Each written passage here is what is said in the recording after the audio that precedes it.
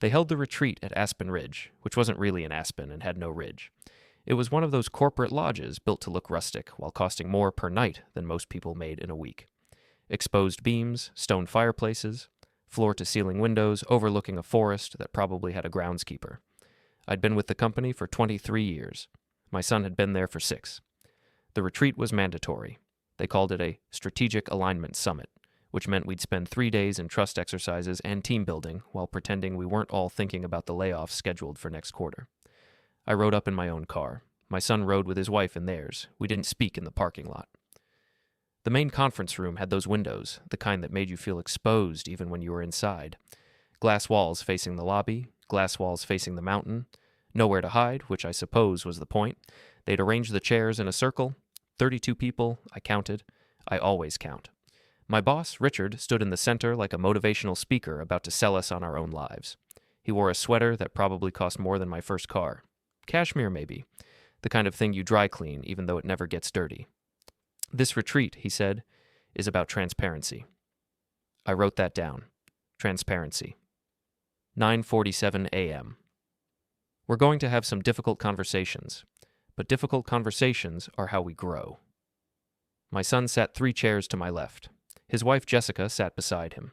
She worked in legal compliance, which meant she knew how to make problems disappear without actually solving them. Richard kept talking.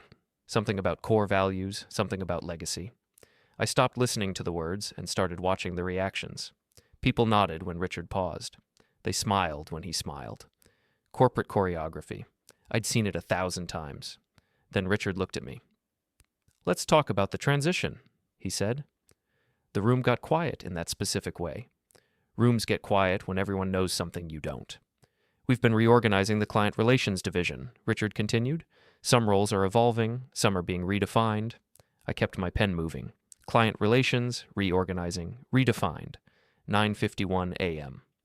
"The truth is," Richard said, and he did this thing where he paused and looked around the circle like he was sharing a secret, "some positions were created for a specific time and place, and when that time passes, we have to be honest about what comes next." My son shifted in his chair.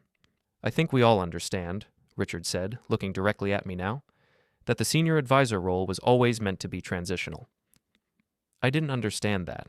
I'd held that role for 8 years. "Let's be honest," Richard said. This role was never really his. 16 people nodded. I counted them. 16 out of 32. Exactly half. The other half looked at the floor or their hands or the ceiling. My son looked at the window. Jessica looked at the people who were nodding like she was checking attendance. I wrote it down, word for word. This role was never really his. 9:53 a.m. Richard moved on to the next topic. Team restructuring. New leadership pathways.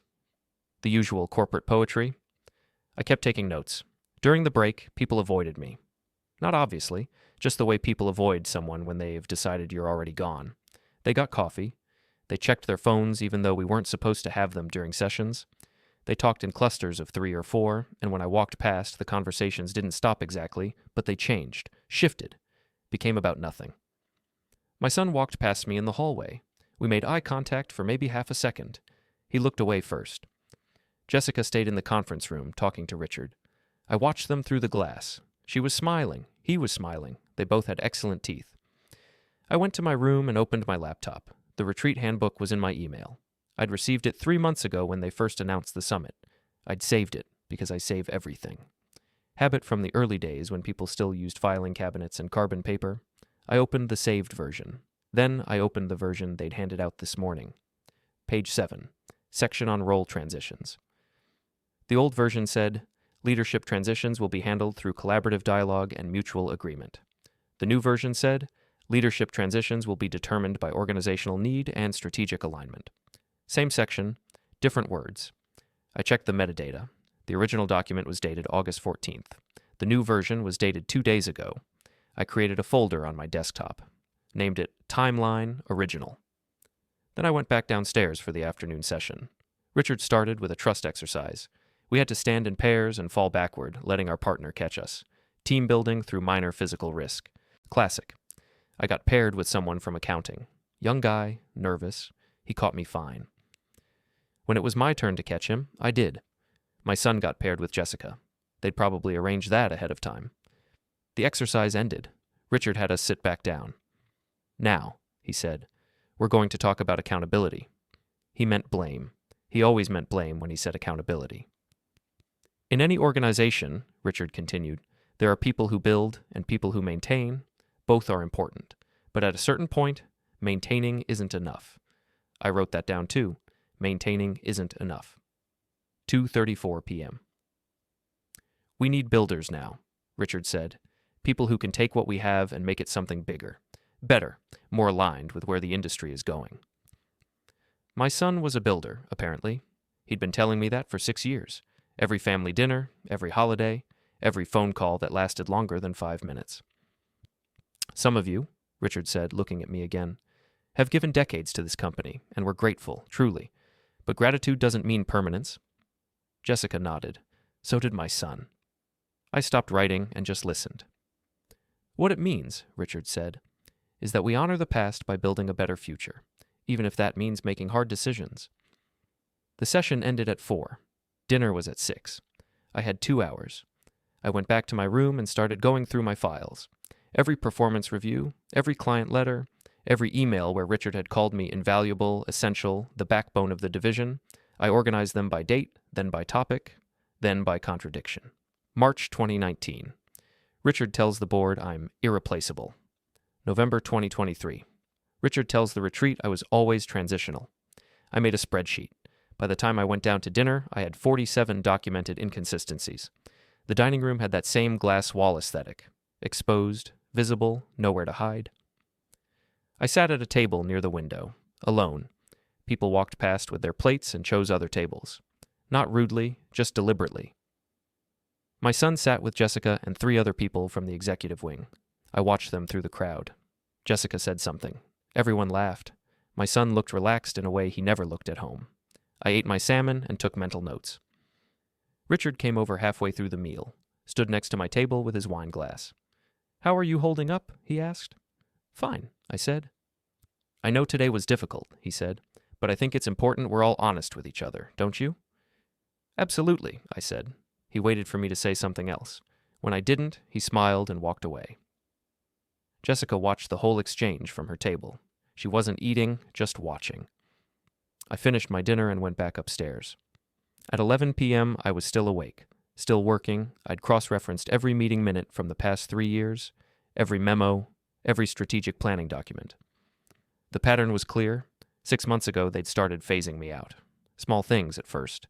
Meetings I wasn't invited to, decisions made without my input, clients reassigned without explanation, and my son's name kept appearing in the notes, leading the transition, coordinating the handover, building consensus. I opened a new document and started writing. Not a complaint, not a defense, just a timeline. Dates, facts, quotes, names, no emotion, no interpretation, just what happened and when. By 2 a.m., I had 16 pages. I labeled the file Evidence Sequence 1 and saved it in 3 different locations. Then I went to bed. While you're here, hit the hype button, don't forget to subscribe and support this channel with a like. And tell us below, have you ever faced something like this? The retreat ended Sunday afternoon. I drove home in silence. The radio stayed off. My phone stayed in my pocket. I got to the house around 6. My wife's car was in the driveway, so was my son's. I sat in my car for a minute, watching the windows. The kitchen light was on. I could see shapes moving inside. 3 people, maybe 4. When I finally went in, they were all in the dining room. My wife, my son, Jessica, and Jessica's mother, apparently, though I'd only met her twice and couldn't remember her name. "You're back," my wife said. She didn't get up. "I'm back," I said. My son looked at me the way you look at someone you're trying not to look at. Quick glance, eyes down, back to his plate. Jessica smiled. "How was the drive?" "Fine," I said. I put my bag down and went to the kitchen. Got a glass of water. Came back. They'd already eaten. 4 plates. 4 wine glasses. They'd had dinner without me. "We didn't know what time you'd be back," my wife said. "I texted," I said. "Did you?" She checked her phone. "Oh, sorry. I must have missed it." I sat down at the empty chair, the only one without a plate. "There's leftover chicken in the fridge," my wife said. "I'm fine." Nobody said anything for a while. Jessica's mother asked about the weather. My wife talked about her book club. My son mentioned a project at work, not the retreat, just a project. Something about client retention metrics. I listened. After 10 minutes, Jessica's mother left. Hugs all around. She didn't hug me, just a wave from the doorway. My son and Jessica stayed. "So," my son said after the door closed, "we should probably talk." "About what?" I asked. "About the transition," he said. That word again, transition. "What about it?" I said. "I know it's uncomfortable," he said, "but it's the right move for the company." "Who told you that?" "Richard did, and the board. And honestly, Dad, anyone who's been paying attention." Jessica put her hand on his arm. Gentle, supportive, the way you touch someone when they're saying something difficult but necessary. "It's not personal," she said to me. "Feels personal," I said. "That's because you're taking it personally," my son said. "But it's not about you. It's about what the company needs." My wife stayed quiet. She was watching me, not them, trying to read my face. "And what does the company need?" I asked. "New energy," my son said. "New ideas, someone who understands where the industry is heading." "And you do," I said. "Yes," he said. "I do." No hesitation, no doubt. He said it like he'd practiced. "When did you know?" I asked. "Know what?" "That you were replacing me." Jessica's hand tightened on his arm. Just slightly. A signal. "I'm not replacing you," he said. "I'm taking on a role that's evolved beyond what it used to be." "When did you know?" I asked again. He looked at Jessica. She nodded, barely. 6 months ago, he said. "Maybe 7. "And you didn't think to tell me." "I tried," he said. "You didn't want to hear it." "I don't remember that conversation." "That's because you never listened," he said, and now his voice had an edge. Frustration. The kind you only use with family. "I listened," I said. "No," he said. "You heard. You didn't listen. There's a difference." My wife stood up. "I'm going to make tea. Anyone want tea?" Nobody wanted tea. She left anyway. Jessica stayed. Hands folded on the table now. Professional posture. HR posture. "I think what Daniel is trying to say," she started. "I know what he's trying to say," I interrupted. "Then maybe," she said, "you could acknowledge that this is hard for him too." I looked at my son. He looked back. For the first time all weekend, we held eye contact for more than a second. "Is it?" I asked. "Hard for you?" "Yes," he said. "You don't look like it's hard." "Because I'm trying to be professional," he said. "One of us has to be." I stood up. "Where are you going?" Jessica asked. "Upstairs," I said. "We're not done talking," my son said. "Yes," I said. "We are." I went to my office, closed the door, opened my laptop. I could hear them downstairs. Muffled voices. My son's tone going up and down. Jessica's staying level. My wife's joining in occasionally, mediating, smoothing. I opened my files and kept working. Around midnight, my wife knocked on the door. "They left," she said. "Okay," I said. She came in, sat on the edge of the desk, looked at my screen. "What are you doing?" she asked. "Research," I said. "About what?" "Timelines." She was quiet for a moment, then, "How bad is it?" "Bad enough?" "Are they going to fire you?" "They're going to make me quit," I said. "There's a difference."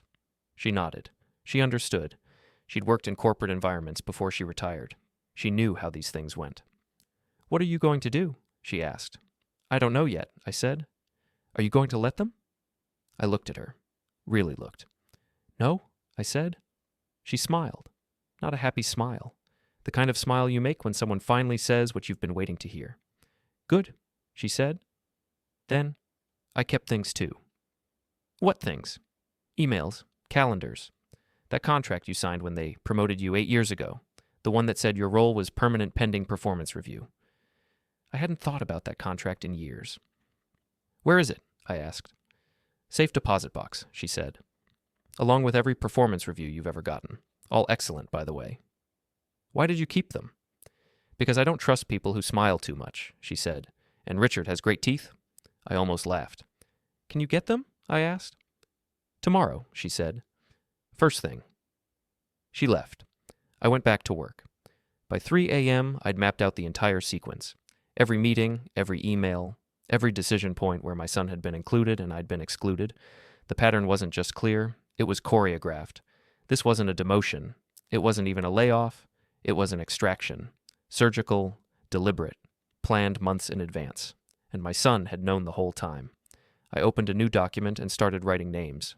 Not targets, just people who'd been in the room when decisions were made. Richard, the board liaison, the CFO, my son, Jessica. Then I started writing questions. Who knew what and when? Who signed off on the timeline changes? Who approved the new handbook language? Who reassigned my clients and why? I didn't have all the answers yet, but I knew where to look. The next morning, I called in sick. First time in 3 years. My wife went to the bank. She came back with a folder 2 inches thick. We spread everything out on the dining room table. Contracts, reviews, emails going back a decade. This one, she said, pointing to an email from Richard dated 4 years ago. He calls you the cornerstone of the division. Save it, I said. This one, she said, holding up a performance review. Exceeds expectations in every category. Save it. We worked for 6 hours. By the end, we had 3 stacks. Stack 1, evidence of value, everything that proved I'd been essential. Stack 2, evidence of contradiction, everything that proved they'd changed their story. Stack 3, timeline of exclusion, everything that showed when the shift started and who was involved. My wife looked at the stacks and then at me. What are you going to do with this? She asked. I'm going to make them remember, I said. Remember what? That I'm very good at my job. She smiled again, that same dangerous smile. Need help? She asked. Not yet, I said, but I will. That night, my son called. Can we talk? He asked. We already talked, I said. Not like this. I mean really talk. Just us. Where? Somewhere neutral. Coffee shop, lunch, whatever works. Tomorrow, I said. Noon, the place on 5th. Okay, he said. Thanks. He hung up before I could respond. I looked at my wife. She'd been listening. He's worried, she said. He should be, I said. I didn't sleep much that night. I kept thinking about the retreat, about Richard's voice, about the way people nodded, about my son looking at the window instead of at me, about Jessica watching reactions instead of people. By morning, I'd decided something. I wasn't going to fight this quietly. I wasn't going to resign gracefully. I wasn't going to make it easy. They'd made this public. So would I. I just had to be smarter about it. Friday afternoon, shareholder meeting, quarterly updates, financial reports, the usual corporate theater. I wasn't supposed to attend. My role didn't typically warrant it, but shareholders could attend if they owned enough stock. And I owned enough. Bought it years ago. Company match program. Never sold. I checked in at the registration desk. The attendant looked confused when she saw my name. You're on the list, she said. But what? I asked. Nothing. Here's your badge. The meeting was in the main conference hall. 200 people, mostly institutional investors, some board members, executive leadership in the front row. Richard was presenting. Projected slides, growth charts, revenue targets. My son sat 3 rows back, Jessica next to him. I found a seat in the middle, far enough back to observe, close enough to be seen. Richard was talking about operational efficiency, new leadership, strategic realignment. We're building for the future, he said, making tough decisions to position the company for sustained growth. People nodded. A few took notes. Then came the Q&A. First question, about revenue projections. Second question, about market share. Third question, about leadership transitions. Richard smiled. We're always cultivating the next generation of leaders. It's part of our culture. I raised my hand. The moderator pointed to me. Yes? Question about the senior advisor transition, I said. Richard's smile got tighter. Sure. You mentioned cultivation of new leaders, I said, but the senior advisor role was presented as a reduction, not a promotion. Can you clarify the strategic rationale? The room got quiet. Richard cleared his throat. The role is evolving to meet current business needs. That's not a reduction, it's an evolution. But the responsibilities are being transferred to someone with 6 years of experience versus 23, I said. How does that serve operational efficiency? People were looking at me now, then at Richard, then back at me. Experience is valuable, Richard said, but so is fresh perspective and adaptive thinking. Agreed, I said. So why wasn't the transition accompanied by any performance review documentation? Shouldn't stakeholders understand the justification for removing a senior position? Jessica leaned over to my son, whispered something. Richard's smile was gone now. The transition follows standard operational procedures. Which procedures? I asked. I've requested documentation, haven't received anything specific. The moderator stepped in. We should probably take this offline. Why? I asked. It's a shareholder question, about operational decisions that affect company performance. It's a personnel matter, the moderator said. Personnel matters affect operations, I said, which affect shareholder value, which is why we're all here. A few people in the audience shifted. Some looked uncomfortable. Others looked interested. Richard held up a hand. It's fine. I'm happy to address this. He looked directly at me. The company makes leadership decisions based on comprehensive evaluation, he said. We don't discuss individual personnel matters in public forums, but I can assure all shareholders that every decision is made with the company's best interests in mind. That's not an answer, I said. It's the answer you're going to get, he said. We held eye contact. 5 seconds. 10. Then I sat down. The moderator moved to the next question. Something about international expansion. But people kept looking at me, whispering, wondering.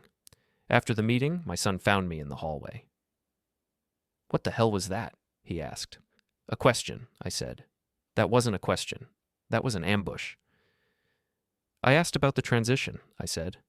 That's a legitimate shareholder concern? You embarrassed him, he said, in front of everyone. He embarrassed me at the retreat, I said, in front of everyone. That was different. How? It was private, he said. 32 people, I said. That's not private, that's an audience. He looked frustrated, angry, the way he used to look when I wouldn't let him quit things as a kid. You need to stop this, he said. Stop what? Whatever this is, this campaign, this crusade. I'm just asking questions, I said. Bullshit, he said.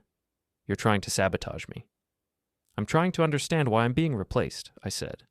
If you can give me a good reason, I'll stop asking. I already gave you reasons, he said. No, I said. You gave me opinions. I want facts. Jessica appeared beside him. She must have been waiting nearby. We should go, she said to him. He ignored her, kept looking at me. You're going to lose, he said. Maybe, I said, but at least I'll lose honestly. What does that mean? It means I'm not the one hiding behind policy language and vague timelines, I said. We're not hiding anything, Jessica said. I looked at her, really looked. Then why can't anyone give me a straight answer? I asked. We have, she said. You just don't want to hear it. Try me again, I said. Right now. Tell me exactly why I'm being removed, with specific examples, documented failures, clear justification. She opened her mouth, closed it. That's what I thought, I said. I walked away. Behind me, I heard my son say something to Jessica. She responded. I didn't catch the words, didn't need to. I got to my car, started the engine. My hands were shaking. Not from fear, from adrenaline. I'd just made this public, really public, in front of shareholders, board members, institutional investors. No going back now. When I got home, my wife was in the kitchen. How was your day? She asked. Interesting, I said. I told her about the meeting, the question, the confrontation. She listened without interrupting. When I finished, she was smiling. You picked a fight, she said. I asked a question, I said. In front of 200 witnesses, she said. That's not a question. That's a declaration of war. Maybe, I said. How do you feel? I thought about it. Good, I said. Scared, but good. She came over, kissed my cheek. About time, she said. That weekend, I got 3 calls. First call, board liaison. We need to discuss your behavior at the shareholder meeting. I didn't answer. Let it go to voicemail. Second call, my son. Dad, please, can we just talk about this like adults? I didn't answer that one either. Third call, unknown number. I answered. Is this Mr. Anderson? A woman's voice. Professional. Yes, I said. My name is Patricia. I'm a member of the board. We haven't met. Okay, I said. I was at the shareholder meeting, she said. Your question was? Interesting. I waited. I'd like to hear more, she said. About your concerns, about the documentation gaps, about the timeline. Why? I asked. Because I vote on these things, she said, and I don't like voting blind. We talked for 20 minutes. I laid out the timeline, the contradictions, the missing documentation. She listened, asked good questions, took notes, I assumed. "Send me what you have," she said. "I'll review it." "Why should I trust you?" I asked. "You shouldn't," she said, "but I'm the only board member who called, so I'm your best option." "Fair point." "I'll send it Monday," I said. "Good," she said. "And Mr. Anderson?" "Yes?" "Watch your back. Richard doesn't like surprises, and you just surprised him." She hung up. I told my wife about the call. "Is she legitimate?" my wife asked. "I think so," I said. "I'll verify Monday." "And if she is?" "Then I just found an ally," I said. "Or a trap," she said. "Maybe," I said. "But at this point, I'll take either." Sunday evening. My son showed up at the house. I watched through the window as he got out of his car. Alone. No Jessica. My wife answered the door. They talked for a minute. Then she called me. "He wants to talk," she said. "About what?" "He didn't say." I came downstairs. My son was standing in the hallway, hands in his pockets. He looked tired. "Can we sit?" he asked. We went to the living room. My wife stayed in the kitchen, close enough to hear, far enough to give us space. My son sat on the couch. I sat in the chair across from him. "I talked to Richard," he said, "after the meeting." "And?" "He's furious," he said. "He thinks you're trying to undermine the company." "I'm trying to understand my situation," I said. "By ambushing him in front of shareholders?" "By asking a question in a public forum," I said. "That's not an ambush. That's transparency." He rubbed his face, exhausted. "Dad," he said, "you're making this impossible." "For who?" "For me," he said. "I'm caught between you and Richard, between family and work. I can't win." "Then pick a side," I said. "I did," he said. "I picked work, and now you're punishing me for it." "I'm not punishing you," I said. "I'm defending myself." "By making me look incompetent," he said. "By suggesting I'm not qualified. By questioning everything I've worked for." "I questioned the process," I said. "Not you." "It's the same thing," he said. "If the process is flawed, I'm flawed, because I'm the one benefiting." I hadn't thought about it that way. "That's not what I meant," I said. "But it's what everyone heard," he said. We sat in silence. Finally, he said, "What do you want?" "The truth," I said. "About what?" "About why this is really happening," I said. "Not the corporate story, the real reason." He looked at me, really looked, for the first time in weeks. "You want the truth?" he said. "Yes." "Fine," he said. "The truth is, they were going to fire you, outright, 6 months ago, but I convinced them not to. I suggested the transition instead, the gradual change, the consulting option. I thought it would be easier, more dignified. I felt something shift in my chest. "So this was your idea," I said. "The transition was," he said. "The firing would have been theirs." "Why didn't you tell me?" "Because I thought you'd fight it," he said. "And fighting a firing is worse than accepting a transition." "You decided that for me," I said. "I was trying to protect you," he said, "by lying to me. By giving you options," he said, "instead of an ultimatum." We stared at each other. "Who else knows?" I asked. "Richard, Jessica, the board liaison." "Not the full board." "No," he said, "just the people managing the transition." "Yes." I stood up, walked to the window. My son had tried to save my job, or at least soften the blow, and I'd turned it into a war. But he'd also lied, hidden the truth, made decisions about my career without telling me. I didn't know which fact mattered more. "What happens now?" he asked. "I don't know," I said. He stood up, came over to the window, stood beside me. "I'm sorry," he said. "I should have told you." "Yeah," I said. "You should have." "Are you going to keep fighting?" I thought about it, really thought. "Yes," I said. He nodded, like he'd expected that answer. "Then I can't help you anymore," he said. "I know," I said. He left. The door closed quietly. My wife came into the living room. "You heard?" I asked. "Most of it," she said. "What do you think?" "I think," she said, "he's more like you than either of you want to admit." "How?" "He tried to control the situation," she said. "Instead of trusting you with the truth, same thing you've been doing to him for years. She was right. So what do I do? I asked. What you've been doing, she said, but faster, before they figure out how to stop you. Monday morning, I sent everything to Patricia. Timeline, documentation, contradictions, meeting minutes, email chains, contract clauses, the whole file, 43 pages. I included a cover letter, brief, professional, just the facts. Then I went to work. The office felt different. People looked at me differently. Some avoided eye contact, others nodded. A few smiled, small, quick, like they were acknowledging something they couldn't say out loud. Richard didn't come by my office, didn't send an email, nothing. My son stayed in his area. We didn't cross paths. Around 10, I got called to HR. The director was a woman named Helen, mid-50s, professional, by the book. Thanks for coming, she said. Sure, I said. We sat in her office, door closed. I need to discuss the shareholder meeting, she said. Okay, I said. Your question created some concern. About what? About company confidentiality, about appropriate forums for personnel discussions. I asked about operational decisions, I said. In an operational forum. That's appropriate. The content was sensitive, she said. The content was vague, I said, which is why I asked for clarification. She looked at a file on her desk, opened it. I have a note here from Richard, she said.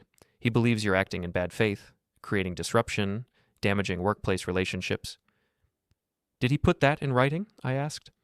This is in writing, she said, tapping the file. Can I see it? She hesitated. This is an internal note. About me, I said. Don't I have a right to see documentation about my conduct? It's a supervisory assessment, she said. It's not subject to employee review. What policy says that? I asked. She looked uncomfortable. It's standard practice. Show me the policy, I said. I don't have to show you anything, she said. I'm conducting an investigation. Into what? Into whether your behavior constitutes workplace harassment. I laughed. Couldn't help it. Harassment, I said. Of who? Of Richard, of the executive team, of your colleagues. I asked one question at a public meeting, I said. You also sent a formal request for documentation. You've been challenging decisions, creating tension. I've been exercising my rights as an employee, I said. You've been creating a hostile work environment, she said. I leaned back, studied her. Is this a formal complaint? I asked. It's a preliminary assessment, she said. Who filed it? That's confidential.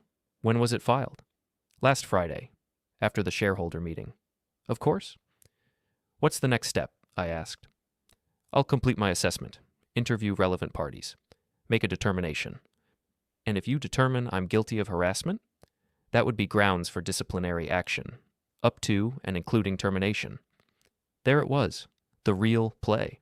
They couldn't fire me for asking questions, but they could fire me for harassment. Cleaner, easier to justify, less documentation required. I'd like to respond, I said. You're responding now, she said. In writing, I said. With documentation, since this is apparently a formal process. That's your right, she said. When do I need to submit it? End of week, she said. Fine, I said.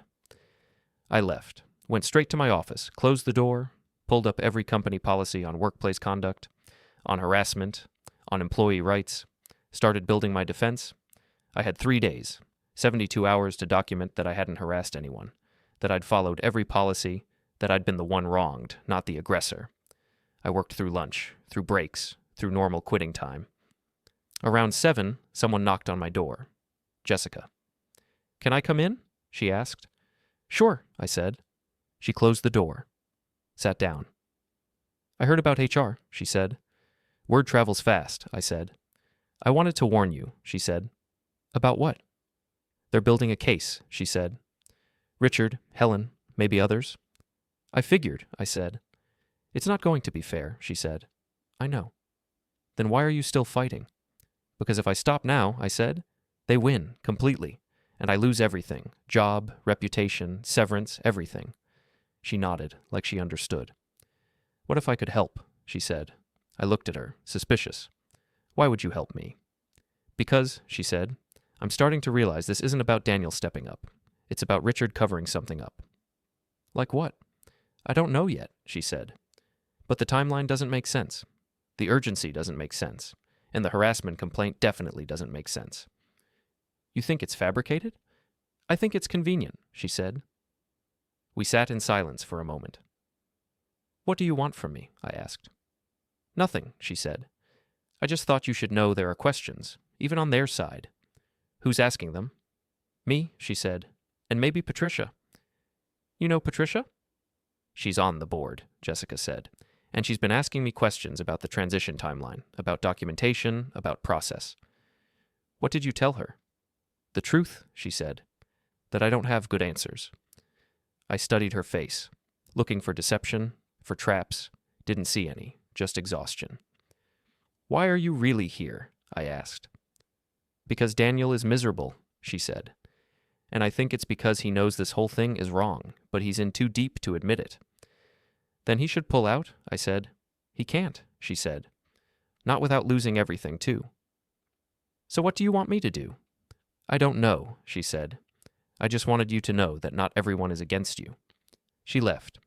I sat there for a long time, thinking. If Jessica was telling the truth, the situation was more fractured than I'd thought. Richard versus me, obviously. But also, Richard versus Patricia. Maybe Jessica versus Richard. Possibly my son versus himself. Cracks in the wall. I could work with cracks. That night, I wrote my response to HR. 16 pages. Every interaction documented, every policy cited, every accusation rebutted. I included a counter-complaint against Richard for retaliation. When I finished, it was 3 a.m. I sent it to my personal email. Printed 2 copies, put one in my safe. Planned to hand-deliver the other to HR tomorrow. Then I collapsed into bed. I woke up 6 hours later to my phone ringing. Patricia. I read your file, she said. And? You're right, she said. The timeline is a mess. The documentation is incomplete, and the board vote never actually happened. What do you mean? The reorganization vote in August was about budget allocation, she said, not personnel changes. Richard extrapolated authority he doesn't have. Can you prove that? I have the meeting minutes, she said. Original version, unedited. Why are you telling me this? Because, she said, I don't like being lied to, and Richard lied. To me, to the board, probably to shareholders. What are you going to do? I'm calling an emergency board meeting, she said. This week. You should attend. As what? As a witness, she said. Maybe more. What does that mean? It means, she said, you might want to have your documentation ready, all of it. She hung up, and I stared at the phone. This was it. The opening. Not just to defend myself, to expose the whole thing. I called my wife. Told her. What do you need? She asked. Everything we have, I said. Organized, professional, ready to present. When? 3 days, I said. We can do that, she said. We worked all day Wednesday, all day Thursday. By Friday morning, we had a presentation, clean, clear, chronological. Timeline, documents, contradictions, policy violations, everything. I burned it to a drive, backed it up in 3 places, printed a summary. The board meeting was scheduled for Friday afternoon, 4 p.m. I got there at 3:30, wore my best suit, brought my documentation. Patricia met me in the lobby. Ready? She asked. Yes, I said. Good, she said, because this is going to get ugly.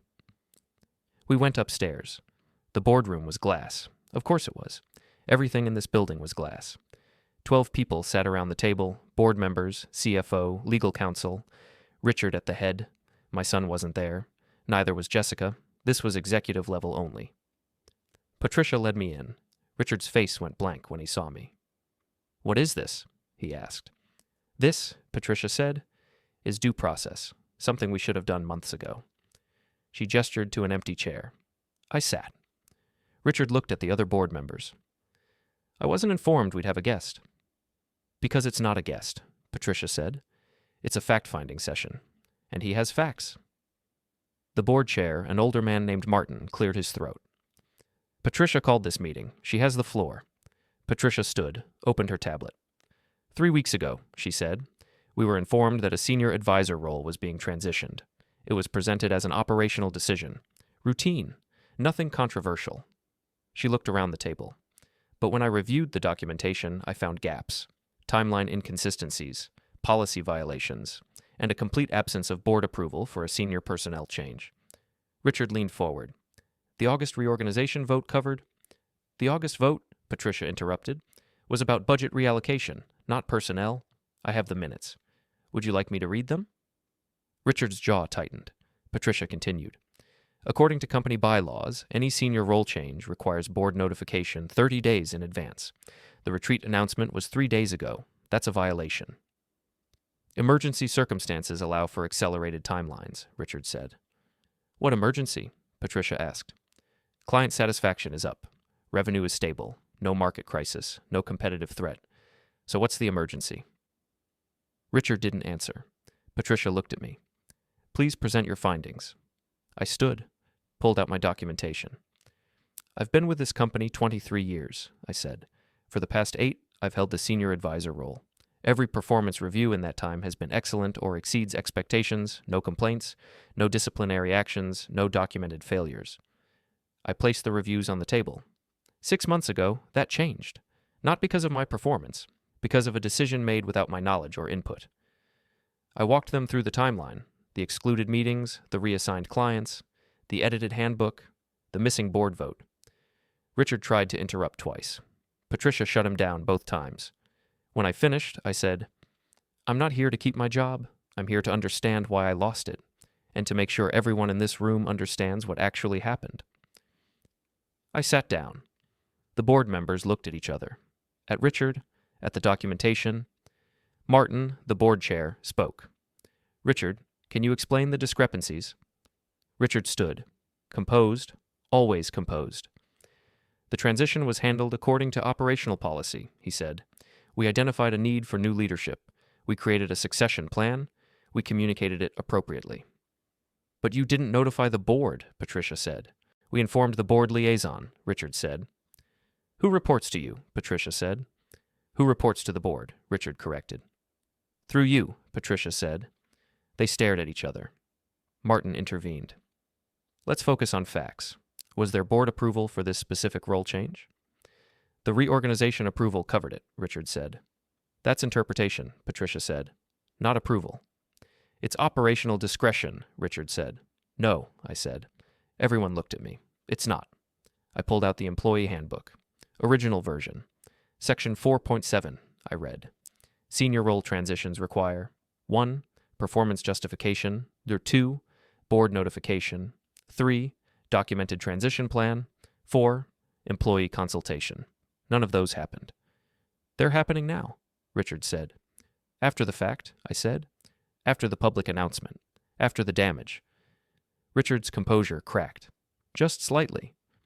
What damage? He asked. To my reputation, I said. You told 32 people my role was never really mine.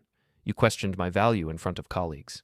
You made me look incompetent without any documented cause. That's not what happened, Richard said. That's exactly what happened, I said.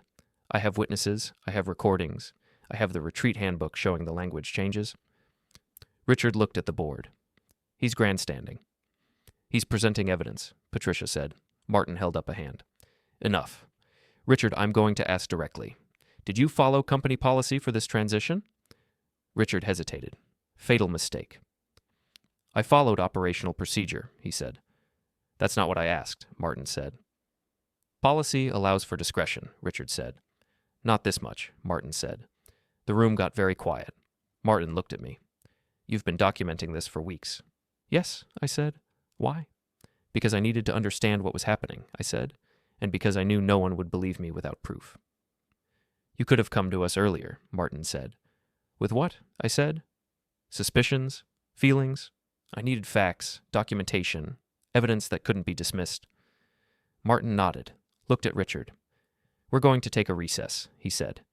Executive session. Board members only. Patricia stood. So did I. As we left the room, I glanced back. Richard was sitting alone at the table, looking at his hands. Outside, Patricia smiled. You did well, she said. What happens now? I asked. They deliberate, she said. Could take an hour, could take 3. And then? Then we find out if they value policy or loyalty, she said. I waited in a conference room down the hall. Patricia brought me coffee. We didn't talk much. Around 6 p.m., someone came to get us, back in the boardroom. Everyone seated again. Richard looked pale. Martin spoke. We've reviewed the documentation. We've discussed the timeline. We've examined the policy questions. He paused. The board finds that proper procedure was not followed. The transition announcement was premature. The personnel change did not receive adequate board oversight. Richard's expression didn't change, but his hands gripped the armrests. Martin continued. Effective immediately, the senior advisor transition is suspended pending a full review. Richard, you'll work with HR and legal to establish proper documentation. The review will take no less than 60 days. 60 days, Richard said, flat. Yes, Martin said. And during that review, all parties will maintain their current roles and responsibilities, including the senior advisor. He looked at me.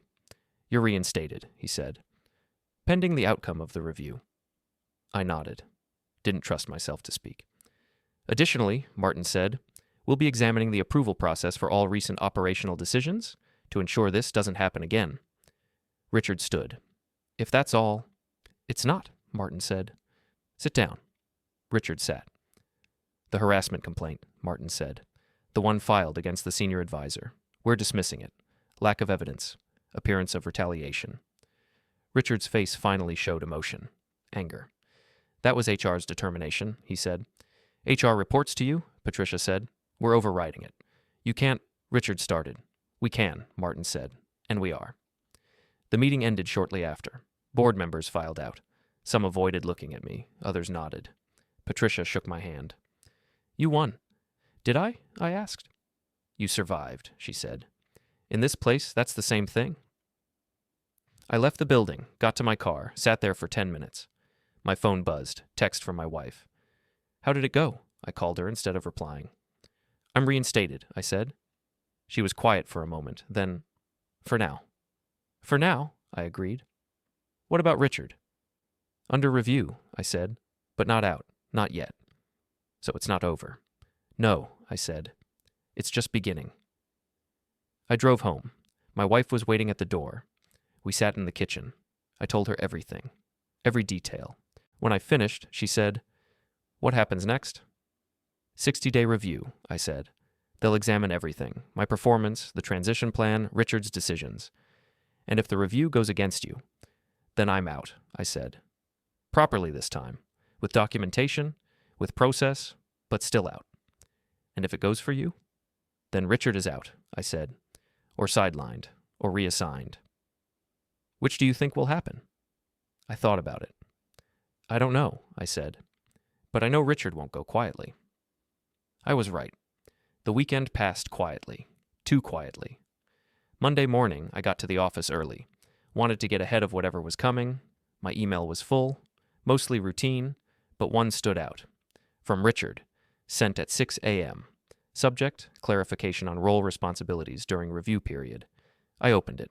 Professional language, measured tone, assigning me to documentation and audit support for the 60-day review, removing me from active client management.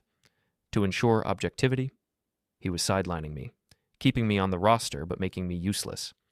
I forwarded it to Patricia with one line. Is this allowed? She replied within minutes. Unfortunately, yes. He has operational discretion during reviews. We can challenge it, but it'll take time. Time I didn't have. I went to my office, found it exactly as I'd left it, everything in place. Except my client files were gone. I checked the network drive. Access revoked. I called IT. Sorry, the text said. Got a ticket this morning. Revoke your access to client databases. Compliance review. Who submitted the ticket? Came from Richard's office. Of course it did. I hung up, sat at my desk, stared at the empty screen. He was isolating me, removing my access, making me irrelevant, all legal, all within policy, all perfectly executed. My phone buzzed.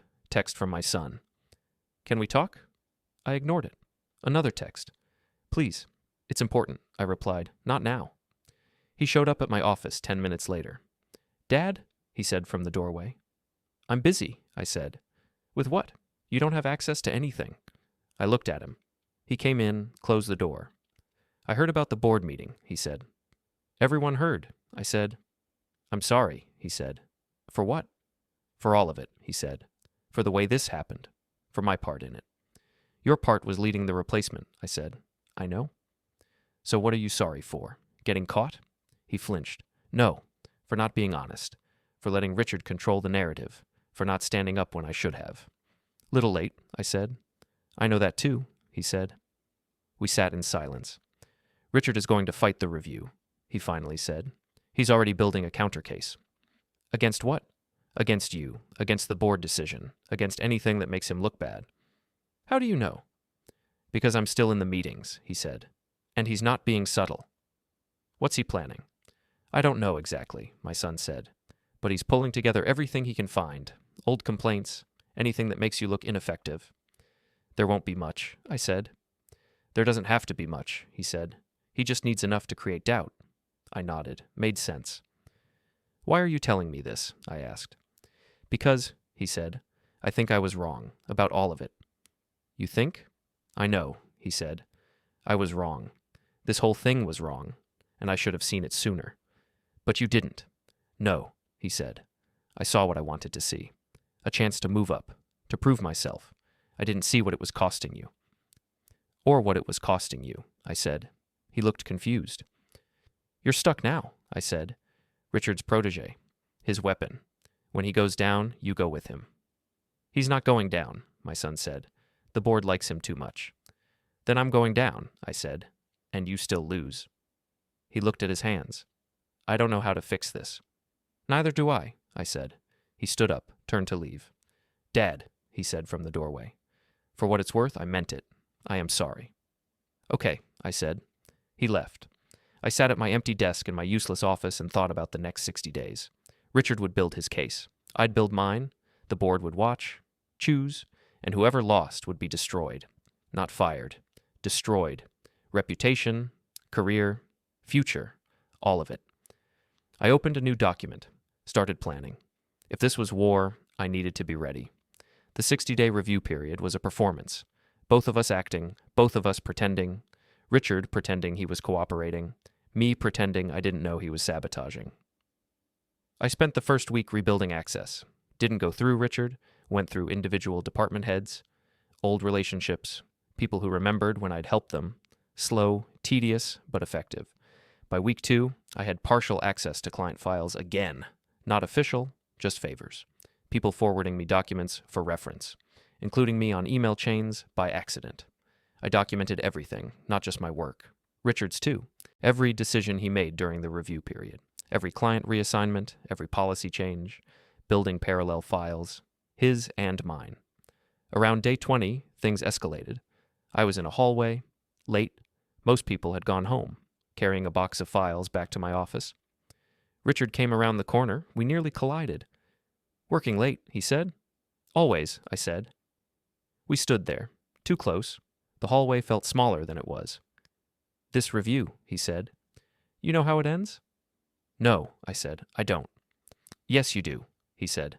The board will make the diplomatic choice. They'll reorganize both of us out. Save face. Move on. Maybe, I said. Definitely, he said. You're too much trouble to keep. I'm too exposed to protect. We both lose. Then why are you still fighting? I asked. Because I can take you down with me, he said. Make sure you lose worse. That's petty, I said. That's business, he said. He walked away.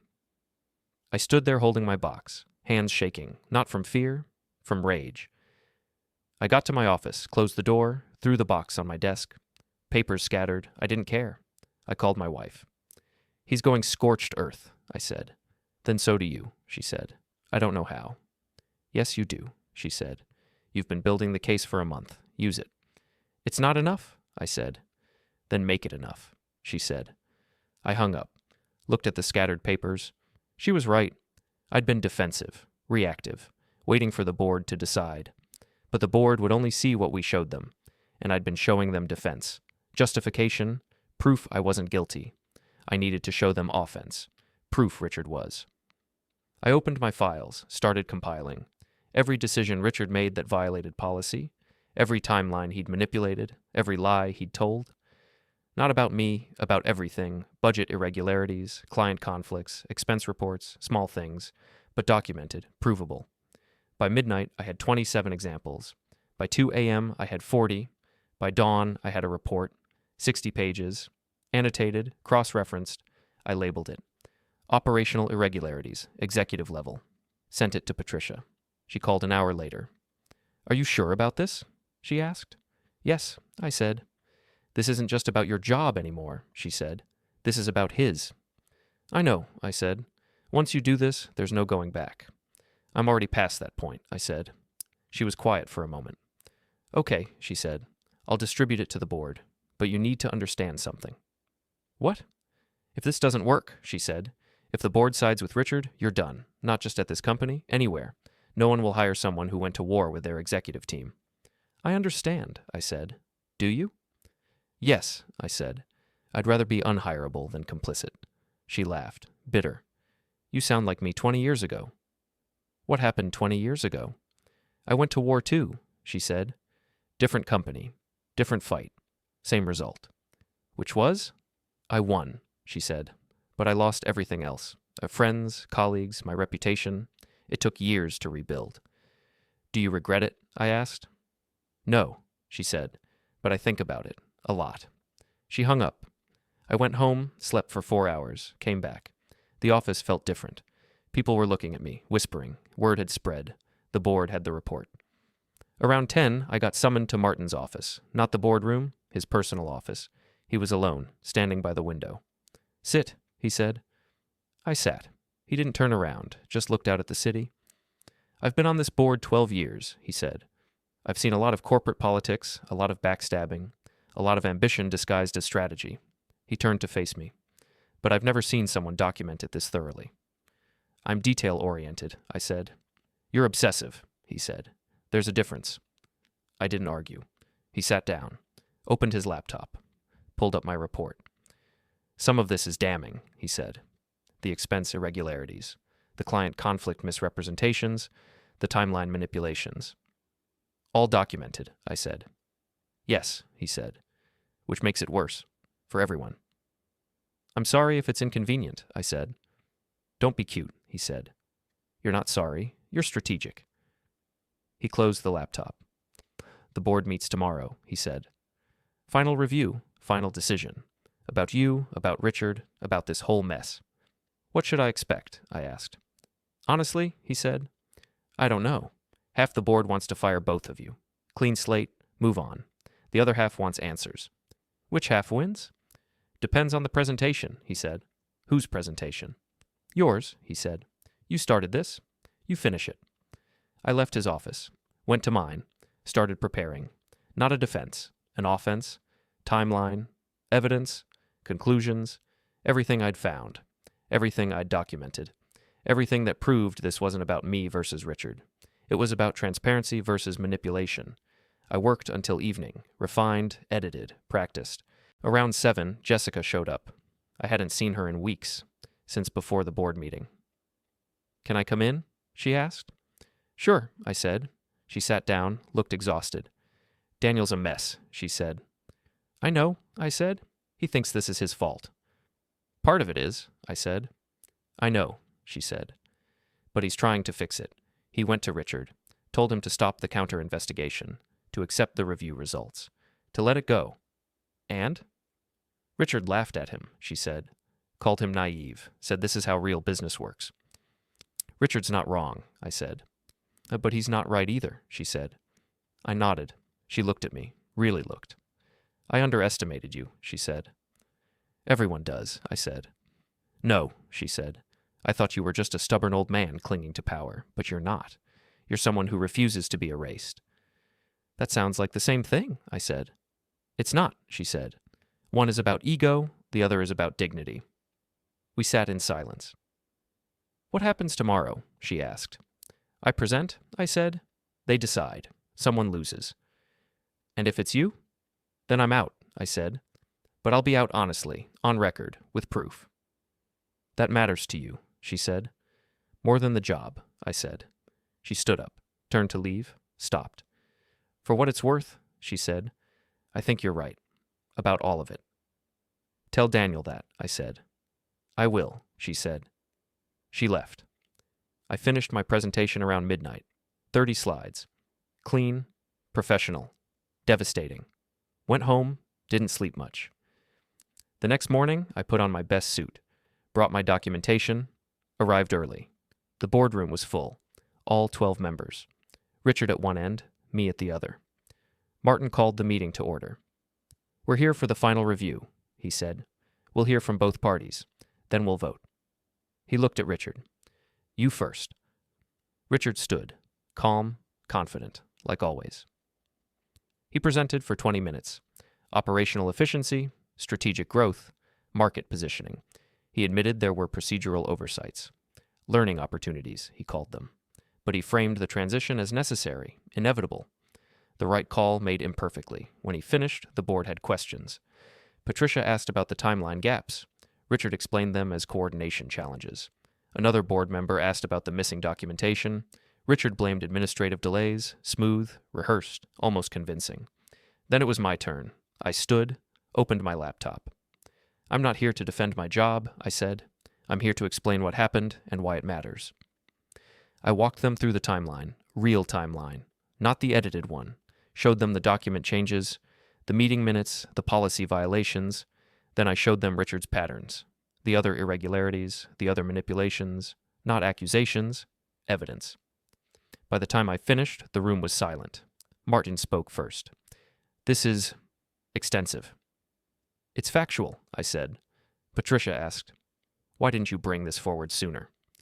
"Because I needed to be sure," I said, "and because I knew no one would believe me without overwhelming proof." Another board member. "This goes beyond the role transition." "Yes," I said, "because the role transition was never about operations. It was about control." Richard stood up. "This is character assassination." "No," I said, "it's documentation." "You're twisting facts to suit your narrative," Richard said. "Everything I presented is verifiable," I said. "Check it, all of it." Martin held up a hand. "We will." He looked at both of us. "We're going to deliberate," he said. "This could take a while." Richard and I left the room, waited in separate areas. I sat in an empty conference room, stared at the wall. 2 hours passed, then 3. Finally, someone came to get me. Back in the boardroom. Richard was already seated. Martin stood. "This was a difficult decision," he said, "but the board has voted." He paused. "After reviewing all evidence and testimony, we've determined that the senior advisor transition was mishandled. Procedural violations occurred. Documentation was insufficient." Richard's face stayed neutral.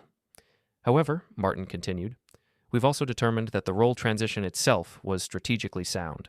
The company does need new leadership in client relations." My stomach dropped. "Therefore," Martin said, "we're implementing a modified solution." He looked at me. "Your role will transition as planned, but over 12 months, not 60 days, with full documentation, proper handover, and a consulting contract to follow." Then he looked at Richard. "Richard, you'll be reassigned to strategic planning, effective immediately. No direct reports, no operational authority. You'll work with the CFO on long-term initiatives." Richard's face went white. "You're demoting me," he said. "We're restructuring your role," Martin said, "to better align with board oversight." "That's the same thing," Richard said. "Yes," Martin said, "it is." The room was silent. Martin continued. "This decision is final. Both of you will work with HR to finalize the details. Meeting adjourned." Board members started filing out. I sat there, processing. I hadn't won, not completely, but neither had Richard. We'd both lost, just different amounts. Patricia came over. "You okay?" "I don't know," I said. "You got a year," she said. "And you destroyed his authority. That's more than most people get." "Is it enough?" I asked. "It's what there is," she said. I left the building, got to my car. My phone rang. My son. "Dad," he said. "I heard?" "Yeah," I said. "I'm sorry it ended like this." "Are you?" I asked. He was quiet for a moment. "I don't know anymore," he said. "I don't know what I wanted, or what I was supposed to want." "Neither do I," said. "What happens now?" he asked. "I work for a year," I said. "Then I'm done." "And us?" "I don't know," I said. I hung up, drove home. My wife was waiting. "How bad?" she asked. "Could be worse," I said. "Could be better." I told her everything. When I finished, she said, "You survived." "Barely," I said. "That counts," she said. "Does it?" "Yes," she said. "Because you're still here, You're still standing. And Richard isn't? She was right. I'd survived. But I'd also learned something. Winning wasn't about keeping your job, it was about making them pay for taking it.